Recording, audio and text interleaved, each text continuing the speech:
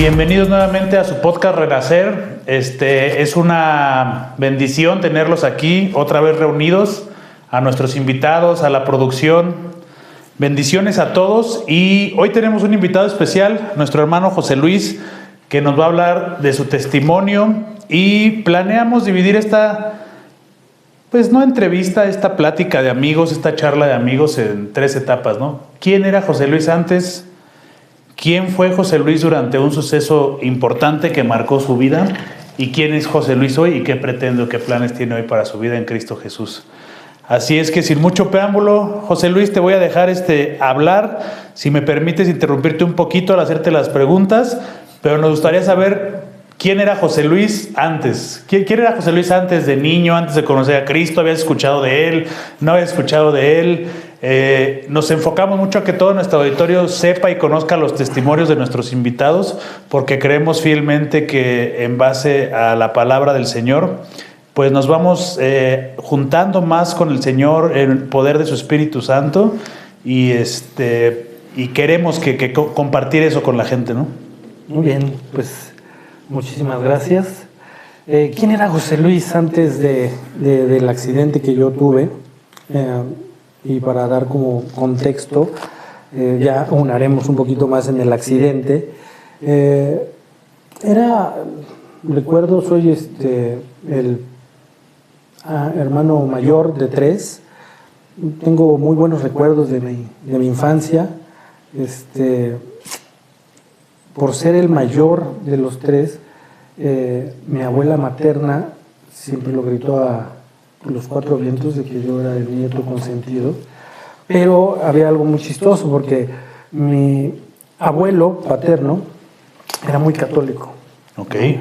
Pero mi abuela no, y nos pasaba algo que los domingos a escondidas nos llevaba al templo. Creo que fue el primer acercamiento ahí que yo tuve con Cristo. No le dimos como seguimiento como tal, pero fue un buen suceso. Mi abuela marca ahí algo en mi vida espiritual bastante fuerte porque veo la diferencia y obviamente me gusta muchísimo más, ¿no? Estar congregándome en el templo que en una iglesia tradicional. Después llega la adolescencia y creo que ahí mi carácter empieza a cambiar como cualquier otra persona, pero al final creo que cambió hacia mal, porque tenía yo un carácter pues bastante feo. Y por lo mismo empiezo yo a distanciarme de mi familia y a tener problemas. Llego a la preparatoria y yo no quería ya tener tanta relación con mi papá ni con mi mamá. Y empiezo a buscar un trabajo. Y alguien de mis compañeros de la prepa, oye, que necesito yo un trabajo, me dicen, oye, el verano pasado yo estuve en lo que ahora es Six Flags, ve y checa a ver qué tal, ¿no? Y fui, estuve trabajando ahí 3 años, conocí a muchísima gente. De lunes a viernes me la pasaba en la escuela, llegaba el viernes y de viernes a domingo me la pasaba en el parque, todo el día. Entonces ya la relación con mis papás era prácticamente nula. José Luis se convirtió en una persona sumamente autónoma, ¿no? ¿Desde qué edad, José Luis? Desde los 17 años empecé a trabajar ahí, hasta los 21 años. Hasta los 21 años estuve trabajando. Conocí a muchísima gente, me ayudó mucho a formarme como persona, pero seguía yo con ese carácter como muy, muy feo, ¿no? La verdad es que no me soportaba ni siquiera yo. La verdad, era una estabas de malas con el mundo, estabas enojado con Dios, estabas... ¿Cuál era el tema? No, yo creo que era soberbia, porque podía yo me daba cuenta de que tenía más habilidades, tanto sociales como mentales, ¿no? Diferentes a las personas con las que me rodeaba, y las veía yo bajo el brazo, bajo los hombros, ¿no? Y de hecho, dentro de ese mismo trabajo, a la par. Termino la prepa, en ese trabajo yo empiezo a subir como de puesto, había mucha gente como a mi cargo, pero llegó un momento así como de luz, ¿no? en mi vida, donde tengo que saltar a la universidad y digo, vamos a tener que decidir entre el trabajo o la universidad, porque ya te pide como más tiempos y más exigencias. Yo platico esto porque tiene mucho que ver con el desenlace. Pero bueno, saliendo yo entrando yo a la universidad, los primeros semestres no hubo ningún problema, pero en el tercer semestre, a mediados del tercer semestre, yo, con esa autonomía que tenía, y de ir y venir y demás, tenía ya mis amigos de la universidad, muchos vivían en Satélite, yo vivía en aquel entonces en Xochimilco, y regularmente los iba a visitar. Y en una de esas visitas, en la madrugada del 6 de enero, yo me accidento.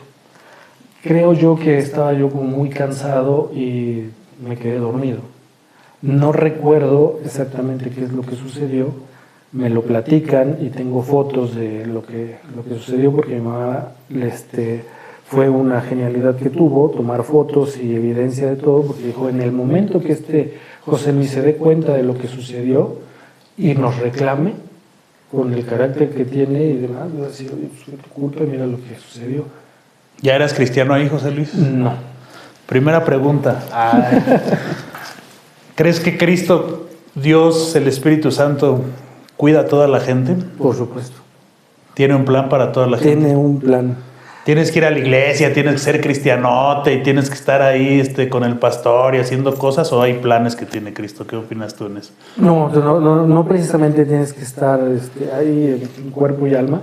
Después lo tienes que, ya como convicción, pero en un principio, con la pregunta que tú me haces, creo que ya el Espíritu Santo tiene un plan para todos. Y en un momento y en una situación te va a llamar por alguna causa, tú vas a estar ahí y de hecho tienes que dejar después domar, por decirlo así, ¿no? Flojito y cooperando. Así es. Adelante. Y bueno, me accidento, tengo una lesión medular. El diagnóstico es que una persona con una lesión medular no vuelve a tener la capacidad de pararse, ni de caminar, ni de mucho menos correr, ¿no? Y tiene que utilizar una silla de ruedas permanentemente para el resto de su vida, ¿no? Yo no estaba tan consciente de lo que me había pasado, porque de hecho mi mamá quiso no comentar eso con los doctores. Los doctores te decían, oye, ¿quieres que le digamos qué es lo que sucedió y demás? No le digan, que se vaya dando cuenta. Y efectivamente me empecé a dar cuenta. Estuve yo 19 días en el hospital después de que me accidenté, me operaron inmediatamente.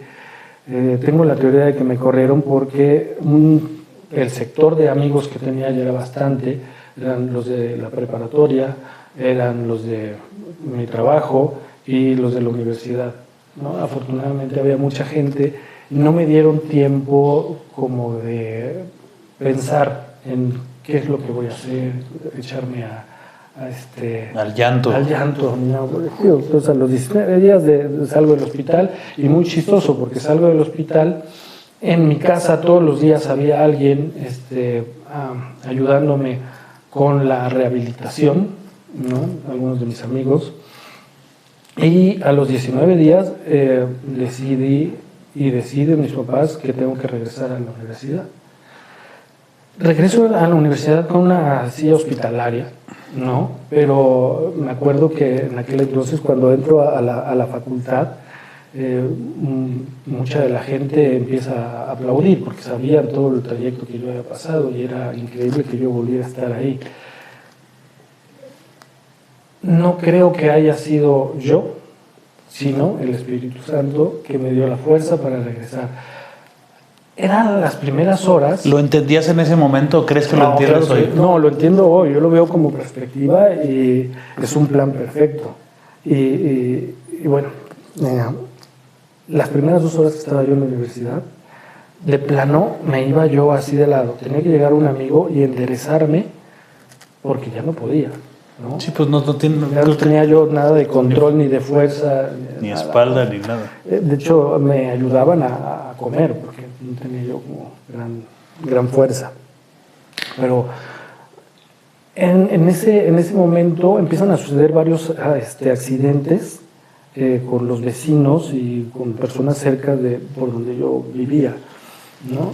Es tanto como el miedo y la situación tan extraña que se vivió que mi mejor amigo se empieza a acercar con alguien que le habla de Cristo. Y él me empieza a llevar, y era como parte de salir de la cotidianidad, salir de mi rutina, y oír la palabra en diferentes casas, porque era una congregación que entre semana tenían reuniones de jóvenes, y empiezo a oír. Me gusta, y después de algunas semanas me dicen, oye, el domingo todos nos congregamos, ve. Estaba yo un poco renuente. Ya sabe el pastor que vas a ir, quiere platicar contigo y demás. Y fue un suceso para mí bonito, porque aparte de que la congregación era muy grande, fue abrumador en el momento de la alabanza.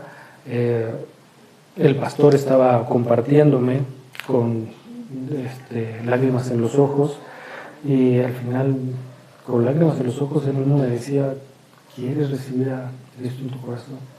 Ahí lo acepté.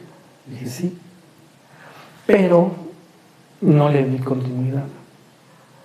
Seguí con lo de la escuela y demás. Seguía yo oyendo Para la gente que nos escucha, José Luis, perdón que te interrumpa, sí. ¿Cómo explicarías el recibir a Cristo en tu corazón? ¿Cómo se lo comunicarías a un joven más? Porque es muy complejo hoy en nuestros días a los jóvenes decirle, recibe a Cristo, ¿no? ¿A qué te refieres? ¿Qué significa? ¿Qué hago? ¿Es un tabú? ¿Un mito? ¿Una brujería? ¿No? Como todo eso que hay detrás de... Yo creo que es una cierta preparación, ¿no? Esa preparación de oír la palabra, que yo lo hice, ¿no? Durante algunas semanas yendo a la casa de estas personas, me compartieron el decir recibo a Cristo, lo tomo como yo quiero parecerme o seguir las reglas de Cristo para mi vida, ¿no? O sea, ya lo tomo como algo mío, como parte de mí, más bien, okay. ¿no? Eso sería como recibirlo, ¿no? Ok. Y se realiza a través de una oración. Pero bueno, desgraciadamente, y a lo mejor ahorita lo veo a lo lejos, no le di continuidad. Seguí yo con la escuela, salgo de la escuela y yo dije, ahorita mismo no, soy de los pocos, nada más había 2 personas usuarias de silla de ruedas en la universidad y en la facultad, y yo dije, no, pues soy privilegiado, ¿no? Ahorita van a decir él porque ya ha demostrado mucho, y no, se me empezaron a cerrar las puertas. Hubo varias entrevistas para poder entrar a trabajar, porque eso es lo que crees. ¿Cómo hace 20, 25 años la sociedad mexicana veía a una persona en silla de ruedas? Pues yo creo que sí lo veía raro, muy raro. O sea, no es como ahorita, no es que como la rampa ahorita. Y que sube, baja, voy, vengo y nada de eso. Sí, ha cambiado muchísimo. Hace 25, 30 años, a lo mejor lo único que estaba rampeado en aquel entonces era uno que otro cine. Por obligación casi, ¿no? Para que no se lo cerraran. No tenían la rampa esta de fierro, ¿no? Que ponían para... No, y fíjate, ahorita me acuerdo que había muchas personas que me decían, oye, mira, te invito a la iglesia, pero a la iglesia tradicional, ¿no? A la iglesia católica, ¿no? Y yo les decía, oye, pero ¿cómo? Si todas las iglesias 200 escaleras para llegar al atrio, ¿no? ¿sí? Le digo, mejor, ¿sabes qué? Lo que voy a hacer es primero voy a ponerle una rampa al antro y después ya le pongo una rampa a la iglesia, ¿no? Entonces, así como de forma de burla, Sí, sí. ¿no? Porque decían, no, pues cómo puede ser posible. Pero afortunadamente ha ido cambiando. Falta todavía mucho, pero ha ido cambiando. Y yo creo que fue gracias a muchos granitos de arena que hemos ido poniendo. Y sí me gustaría como platicarlo, porque cuando me doy cuenta que no hay una oportunidad laboral en aquel momento para mí, empiezo a ver diferentes cosas, ¿no? Y resulta que una de las fundaciones que en algún momento yo me había acercado para hacer ahí un servicio social, se abre la oportunidad y me dice, mira, aquí lo que vamos a hacer va a ser capacitar a las personas usuarias de silla de ruedas para una mejor rehabilitación. Y entonces les digo, ¿sabes qué? Lo que yo voy a hacer es tu capacitación, la voy a transformar en algo como más formal para una reintegración laboral. O sea, de mi problema o de mi situación. Ya lo había sufrido, ¿no? O sea, ya no te tenían que contar mucho. Dije, se me hace que puedo hacer algo por acá, ¿no? Y lo logré y empecé a viajar por toda la República capacitando a las personas con lesión medular y usuarias de silla de ruedas para que se generaran algunas células y tuvieran oportunidad de, ya bien rehabilitados, tener la oportunidad de una reintegración laboral. En cuanto a la movilidad y todo este tema. Sí, hay ya dentro de las cosas, organizaciones, ¿no? Sí, sí, sí. Y lo empezamos a lograr. Y la fundación en aquel entonces pues empezó a tener como muchísimos recursos. Pero como todo aquí en México, cuando empieza a haber muchos recursos, se empiezan a descomponer muchos intereses, los objetivos. Y quien realmente dirigía la fundación empezaron a hacer como desvíos de fondos y demás. Eso me molestó mucho. Yo dije, hasta aquí. Pero no me quería volver a enfrentar a que vamos a buscar un trabajo, a ver dónde me coloco, sino lo que hice es, voy a dirigir todo esto a otro sector, voy a crear una empresa que le dé servicio a las personas con lesión medular o con discapacidad o usuarias de silla de ruedas, y lo voy a ver como empresa, no como una donación, una fundación o algo así. Yo les voy a prestar un servicio que me van a pagar. Y así, poco a poco, empiezo a cambiar, tengo que cambiar la idea de que las personas con discapacidad nada más necesitan estirar la mano y se les tiene que dar algo, ¿no? Sí, que es muy dado aquí en el país, ¿no? Y que tiene mucho que ver con la idea que tiene la iglesia tradicional a la hora de ir y pedir, ¿no? Que es muy diferente a lo que hacemos nosotros, que ya también andaremos ahí en ese momento, tema, ¿no? Y bueno, decido seguir con eso, me empieza a ir bien, lo empiezo a hacer muy bien, y en el Inter empiezo a ver que mi rehabilitación y lo que yo había logrado lo veía yo como una pirámide, de empezar a subir escalones. Y uno de los últimos escalones era decir, bueno, quiero tener un hijo, ¿no? Y lo logro, pero nada más como parte de que yo puedo hacerlo, ¿no? Sin estar yo consciente de que no era yo, sino era todo un plan de Dios. Pero ahí va, la mano nunca me dejó. José Luis ha visto la mano de Dios. Sí, en mi vida la he sentido, ¿no? No solo he visto, también sentido. Sí, porque soy de las pocas personas que tiene una lesión medular y aparte puedo hablar de paternidad.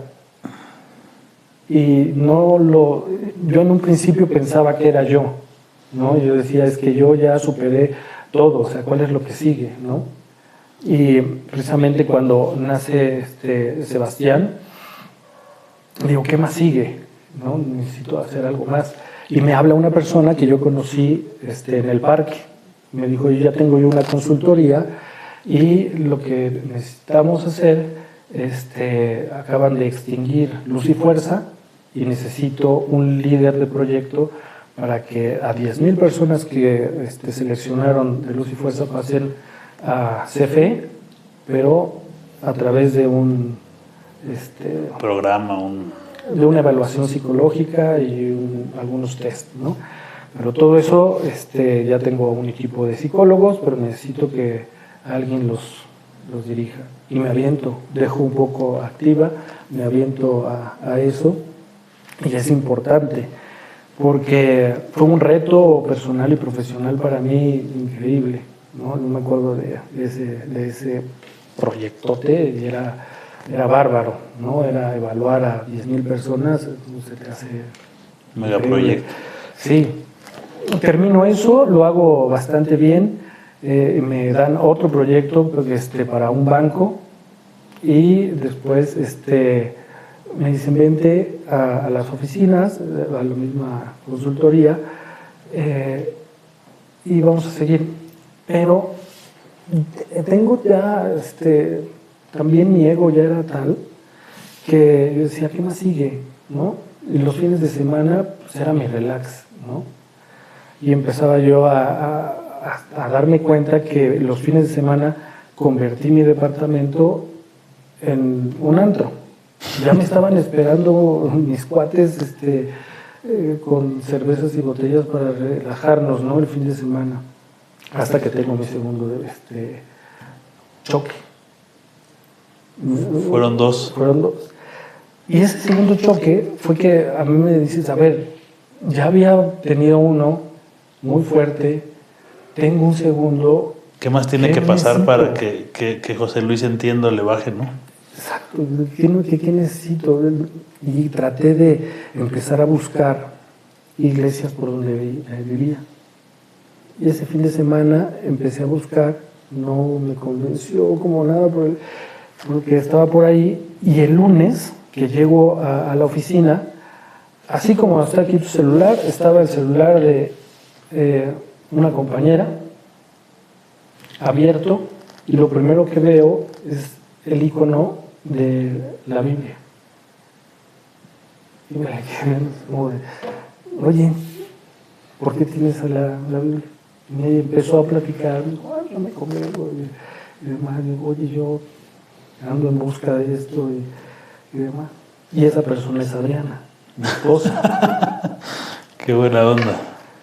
Empezamos a platicar, de ahí empiezo a congregarme, salgo de trabajar de ahí, me empiezo a congregar y viene un nuevo reto, que era volver a la empresa que yo había creado, la dejaron en ceros, a levantarla.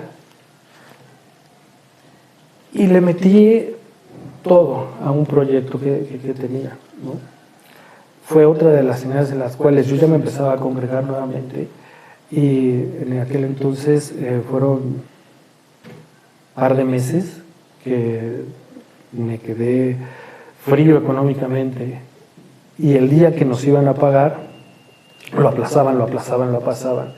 El último, antes de que sucediera lo peor con todas las tarjetas que habíamos utilizado para poder solventar todo el proyecto, no cae. Era en aquel entonces donde a las 4 de la tarde, si no hacían las transferencias, ya no. Le hablo a Adri, era mi novia todavía, y le digo, ¿sabes qué? Creo que ahora ni Dios me va a poder ayudar.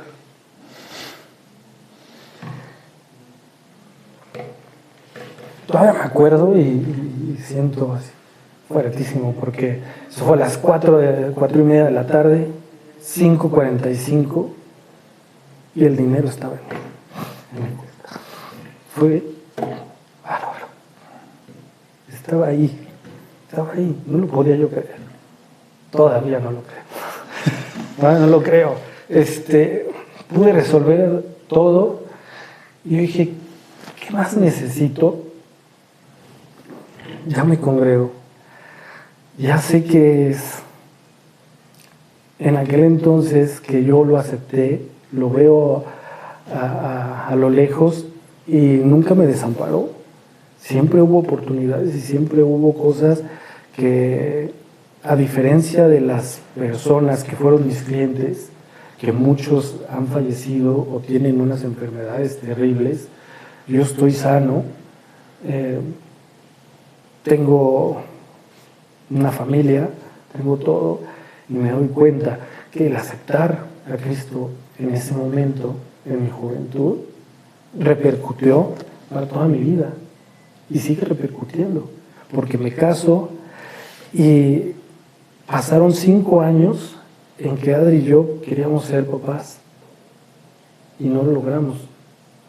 Y ese es otro testimonio que ha dado Adri en la iglesia, bárbaro. 5 años después llega Leonardo. Y creo que desde mi abuela, que es parte de la protagonista, una protagonista de esta historia, mi mejor amigo, esta persona que me da oportunidad de trabajar para poder conocer a Adri y hoy disfrutar de mi familia, todo era un plan perfecto, todo era un plan perfecto. Y cuando quiero resurgir con esta parte de mi empresa, yo pedía un proyecto fuerte, un proyecto grande, y empezaron a pasar cosas muy, muy sobrenaturales, digámoslo así, en las cuales me hablaron y me dijeron, oye, queremos que tú seas la persona que seas el proveedor de la selección paralímpica en 2016, que fue Río de Janeiro. Y dije, lo hacemos. Y fue un proyecto increíble.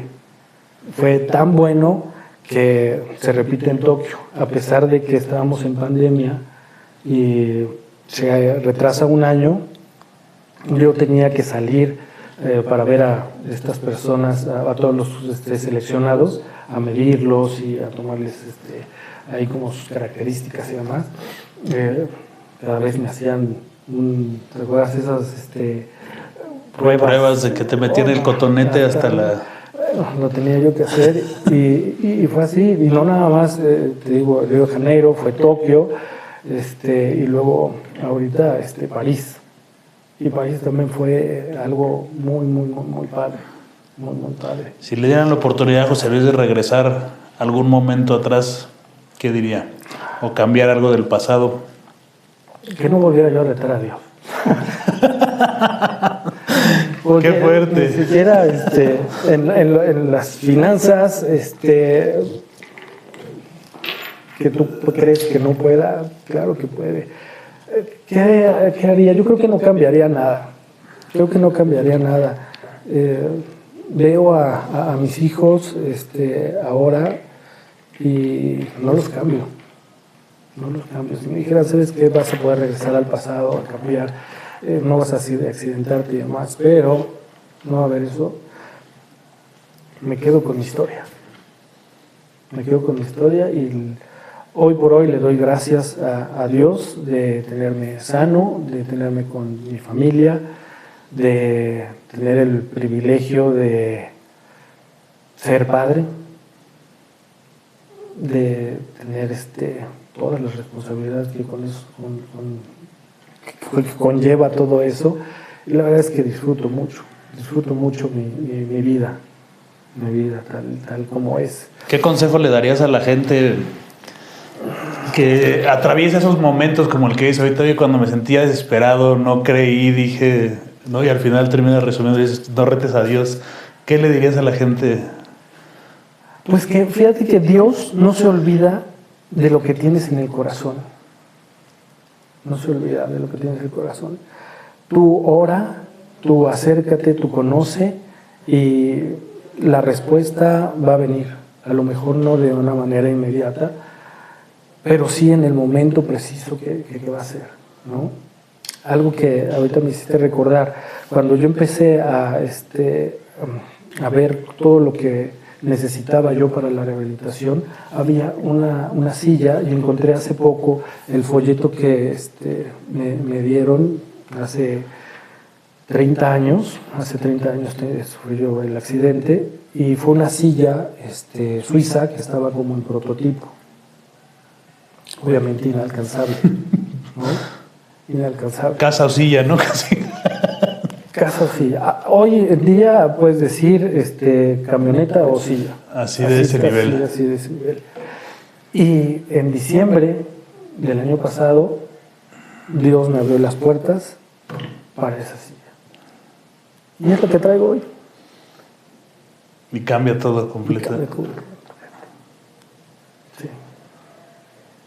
No se olvidó de un anhelo que tenía hace 30 años y me lo vino a conceder en diciembre del 2025. Muchos jóvenes están empezando a escucharnos y hablas tú de un tema muy importante que hoy toca varios corazones de los jóvenes con los que nos rodeamos, tenemos células, leemos la Biblia y todo, que es la pareja. ¿Qué pasaba por tu mente en ese momento cuando decías, sí voy a tener pareja, no voy a tener pareja? Siempre es un tema ahí muy aludido entre los jóvenes. Yo no creía mucho en el amor en ese momento, ¿no? Yo pensaba que... Ya lo habías desechado. Ya lo había desechado. Yo decía, no, es que si de por sí cuesta trabajo tener una relación, ¿no? No, a mí me costaba mucho trabajo tener una relación. Le pones el sello de la silla y olvídate, ¿no? Que dices, ya mejor. Pero me di cuenta de que las mujeres son mucho más inteligentes de lo que los hombres creemos. La persona que puede verme me puede ver atractivo, no es por mi físico, sino por la capacidad de resolver problemas que se me han presentado en la vida. Y yo creo que eso es lo que a Adriana le gustó. Aparte de que yo ya traía historia con acercamiento a Cristo. Se siente segura, ¿no? Definitivamente, porque ahí se resuelve. Resuelve. Pero aparte de todo, estamos en el mismo camino porque ya traía yo historia con acercamiento a Cristo. Ella es de una cristiana y vamos caminando en conjunto, ¿no? Y eso es algo que nos ha ayudado mucho. La base de nuestro matrimonio es la palabra y nos ha dado unos frutos increíbles, ¿no? O sea, no me gusta ser como presumido ni nada por el estilo porque no es mío, pero al final de cuentas Dios me ha dado la oportunidad de cambiarme de casa 3 veces, ¿no? En menos de una década. Entonces dices, bendición tras bendición. Exacto. ¿Qué planea José Luis para el futuro? Planeo ver a mis hijos crecer, planeo que mis hijos se comprometan con la palabra, planeo ver a el más pequeño, Leonardo, que seguramente lo han visto en las alabanzas de Lluvia de Gracia, subiéndose la guitarra. Planeo que él en algún momento comparta con esa personalidad que le caracteriza, y creo que por ahí va todo el resultado de todo el esfuerzo y de toda esta vida que yo he tenido. Algo grande va a haber ahí. ¿Lo sientes? Lo siento. ¿Cómo le habla Dios a José Luis? Yo creo que a través de acciones. No me habla directamente al oído, sino a través de acciones y de ve hacia dónde ir. Exactamente, yo pregunto y la puerta se abre. Y si yo quiero ir ahí y la puerta se cierra, es que no es por ahí. Me va abriendo. ¿Te ha costado trabajo entender eso? Al principio sí, porque es algo que tú al final... ¿Qué consejo nos podrías dar? Porque a veces somos bien necios y queremos dale y dale y dale y no pasan las cosas, ¿no? Alguien me decía, yo sé por qué las personas con discapacidad van poco y se congregan poco. Porque ellas creen que lo que han hecho son resultados de su propio esfuerzo. Y ahí se quedan, en su ego, ¿no? O sea, si una persona invidente, si una persona silla de ruedas tiene muchos logros, ellas se los apropian. Yo no me los apropio y no me los he apropiado. Yo se los he entregado a Dios y digo, es gracias a Dios. Es gracias a Dios. Y creo que el ego es lo que tú tienes que dejar a un lado para poder realmente disfrutar el cristianismo. Sería un consejo que nos darías, dejar el ego de lado para poder empezar a disfrutar del cristianismo. Sí, no eres tú, jamás vas a ser tú, es Dios en tu vida. ¿Cómo ves esta carrera de la vida? Si a mí me lo hubieran... el kinder, la universidad... Si a mí me lo hubieran platicado... ¿No les creías? En este momento, yo no lo tomo. ¿No? Digo, mejor no lo agarro. Es mucho trabajo. Pero no, yo creo que tomado de la mano de Dios, esto ha salido increíble. Hay mucha gente que nos deprimimos, que con cosas muy simples, familiares, enfermedades, cuestiones de pareja cuando uno es joven, y lo primero que hacemos es voltearnos al otro lado, no hacer la toda. Y llegaba el fin de semana y yo me iba a la fiesta, a mi depa y ya. Y hoy tu testimonio habla de que te refugias en Cristo, ¿no? Así ¿Cómo es. fue esa transformación que dijiste ya, independientemente de tu novia, decir, sí me conviene no afectar mi cuerpo, sí me conviene no estar en la fiesta, sí me conviene no regalarme dinero a mis amigos? Digo, todo lo que implica ese contexto, ¿no? Que Sí, claro. Si lo hacías cada fin, eres más que experto.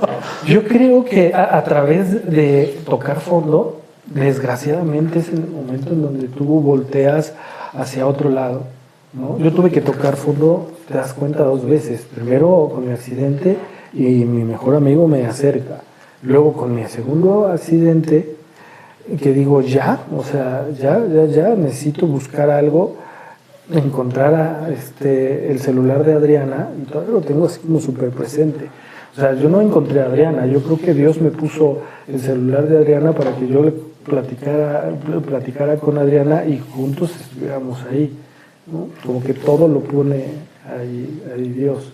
Entonces creo que sí te tienes que dar un tiempo para ver qué es lo que tú quieres, ¿no? ¿Qué es lo que te conviene?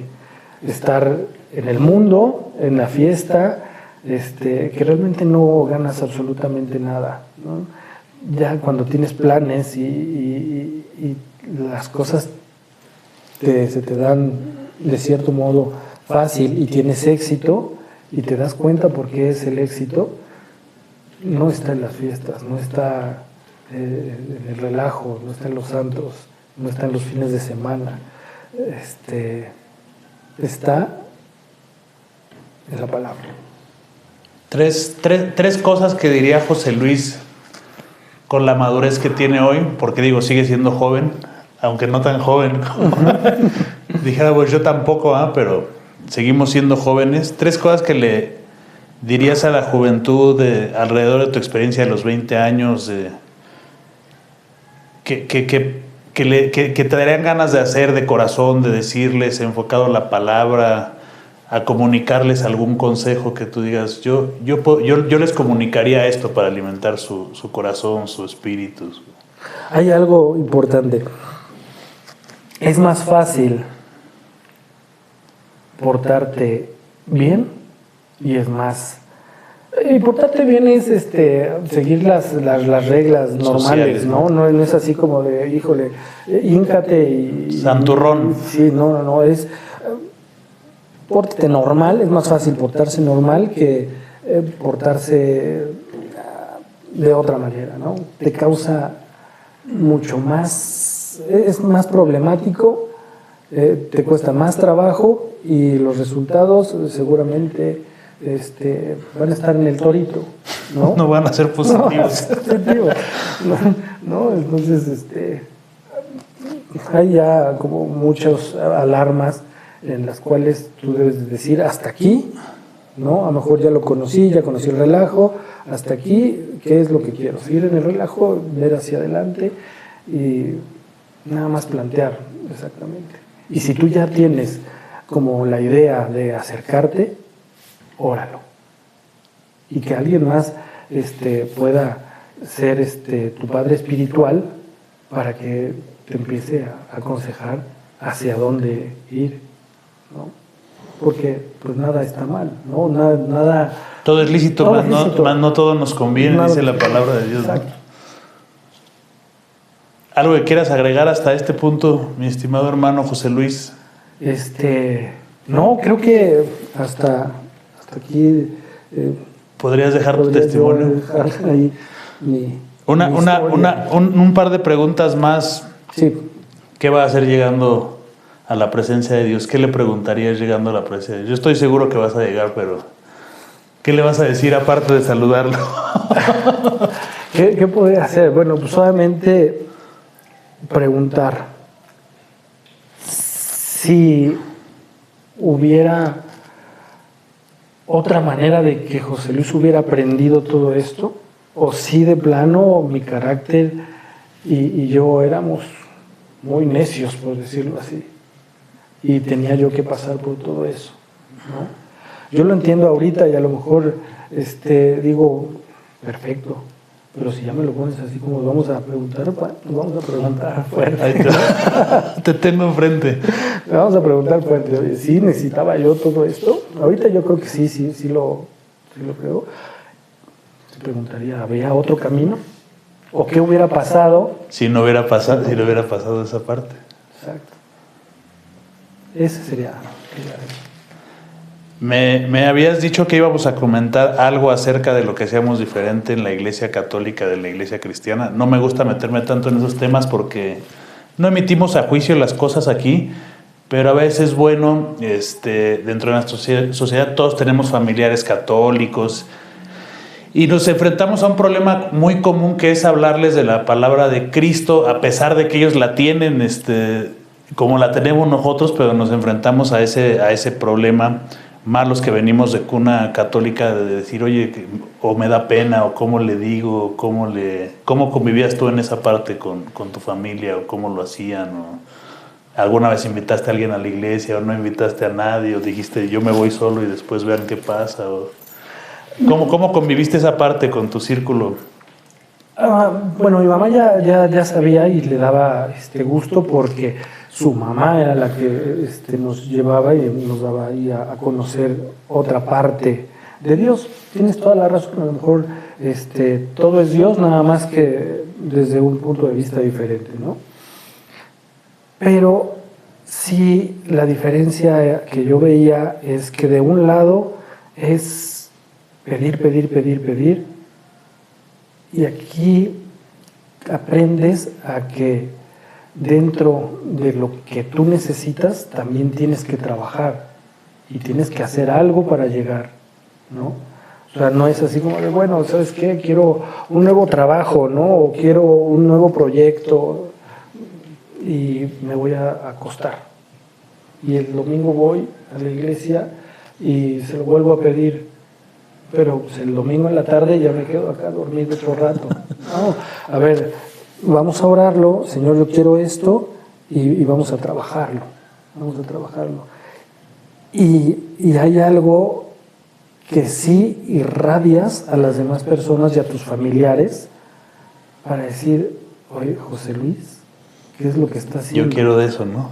¿Qué es lo que está haciendo? ¿No? ¿Dónde se congrega? ¿Qué hace?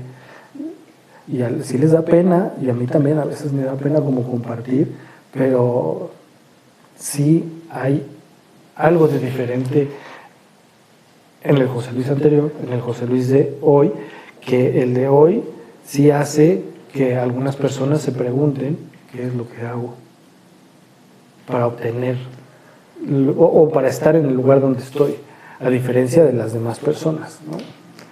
Que, por ejemplo, podríamos poner el ejemplo de los clientes y de los amigos que también son usuarios de silla de ruedas y que algunos ya no están con nosotros, ¿no? Se fueron. Se fueron. Pues dice la palabra que bienaventurado es dar que recibir. Entonces la bendición pues siempre está en el dar, no en el recibir. Y para cerrar ya este capítulo, mi estimado José Luis, el pasaje preferido que tengas de la Biblia, el versículo, la historia, el personaje. El personaje, Job. Y que nos puedas platicar un poquito. Job me gusta mucho porque al final me identifico un poco. Cada vez que yo tuve algún reto, alguna cosa, sí me sentía como que me habían quitado todo.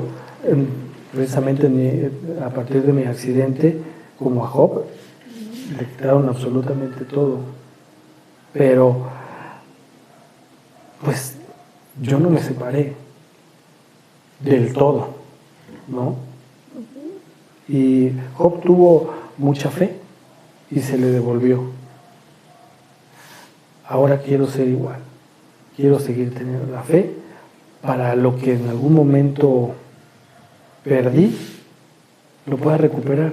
Y si ahorita únicamente es mi salud, ahí me quedo. Se le enfoque. ¿No? A lo mejor algunas personas me dicen, oye, pues todos los domingos vas y demás, ya necesitabas ahí como un milagro que tocara el Espíritu Santo y te eches a correr, ¿no? Bueno, a lo mejor en algún momento se dará, pero no es como mi objetivo prioritario en este momento, sino de estar con salud y tener a mi familia como hasta el momento o mucho mejor. Amén. Pues Job es un gran personaje. Recordemos que el mismo Satanás fue a pedirle permiso a Dios para poder tentar a Job, dejarlo sin nada, pero la buena noticia es que la palabra nos enseña que fue restituido al 100%. Pues vamos a dejar este capítulo aquí. Agradecemos muchísimo tu intervención, José Luis. Esperemos nos acompañes en otro capítulo desmenuzando la historia, porque se ve que tienes unas cosas muy interesantes que contar en cada momento. Se ve que eres un hombre de oración, hablas mucho de oración todo el tiempo. Y pues seguimos dando las gracias. Los invitamos a estar en nuestro podcast Renacer de Lluvia de Gracia y les mandamos un afectuoso saludo. No sé si quieres despedirte, José Luis, por favor. Y hasta aquí cortamos la transmisión después de la despedida de José Luis. Muchas gracias, estoy muy agradecido, me siento bendecido con su visita y bueno, ahí nos vemos. Hasta la próxima, amigos.